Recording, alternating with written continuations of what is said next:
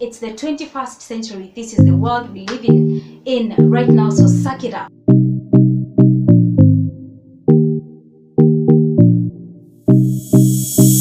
Hi guys, welcome back to my YouTube channel. My name is Tebby. Thank you so much for being here. Now this video is a continuation of a video I posted earlier on signs to look out for in an abusive or controlling and manipulative partner. If you haven't watched it, please watch it and then you can watch this one.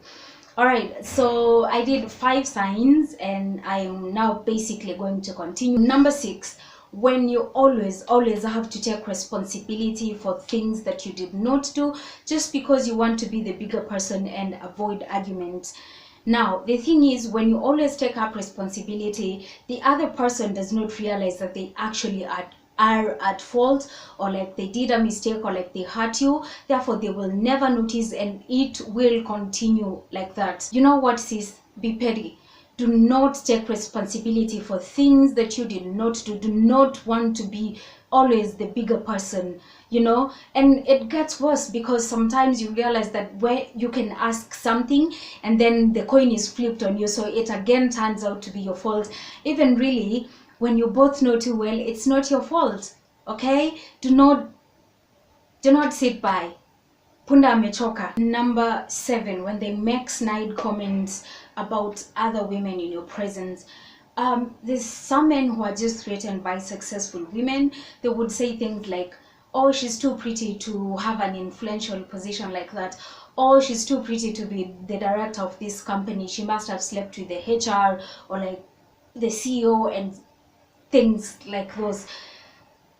I have met so many beautiful, so many smart, amazing women who have honestly worked hard for every little thing they own. So I think it is just so distasteful for a man to just, you know, rubbish a woman like that. It's the 21st century. This is the world we live in right now, so suck it up. Number 8, you put your phone on silent mode whenever you go to see them, because you know you will get questioned about every phone call or every text message that gets into your phone.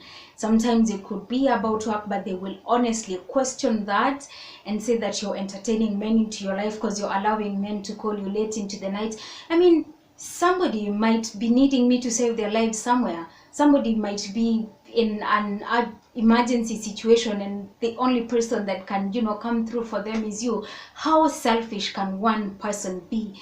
And it gets so bad that sometimes you even avoid going to visit them because you know it will always end up in an argument. Number 9, they say hurtful things to you, then they try to cover that up by saying that that is true, or like they're being brutally honest, or sometimes they try to cover it up with gifts and presents and dinners and chocolates and teddy bears just to like blind you, or say sweet nothings like how much they love you, how much they're afraid that some other men can take you and they can't imagine a world without you in them. That is controlling behavior. Do not accept that. Number 10, throwing tantrums over silly and petty things, especially in public.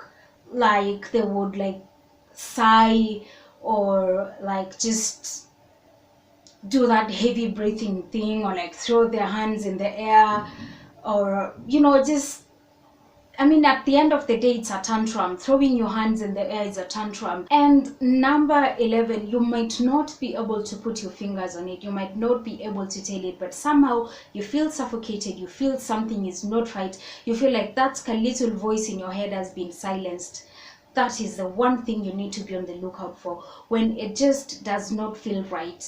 When you are not at peace with yourself, when you do not have a peace of mind, when you're always stressed out, when you're always frustrated about little things, that's the one cue that you need to work out. All right, so you guys, that's all we had for today. I hope this message will reach somebody out there who is contemplating leaving a relationship, but they are not like sure about it.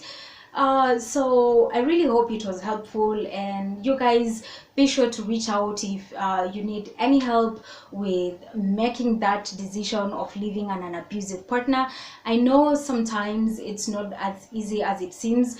Trust me, it took me 2 years to get to where I am right now. It took me 2 years to get out, so I know how bad it can be. I really hope you get the energy. I really hope you get all the strength that you need to walk out of that relationship, out of that abusive relationship, before it's too late. My elder sister told me, no one ever died from being single. You'd rather be single and alive than dead in the grave. See you in my next video, guys, and subscribe. Bye.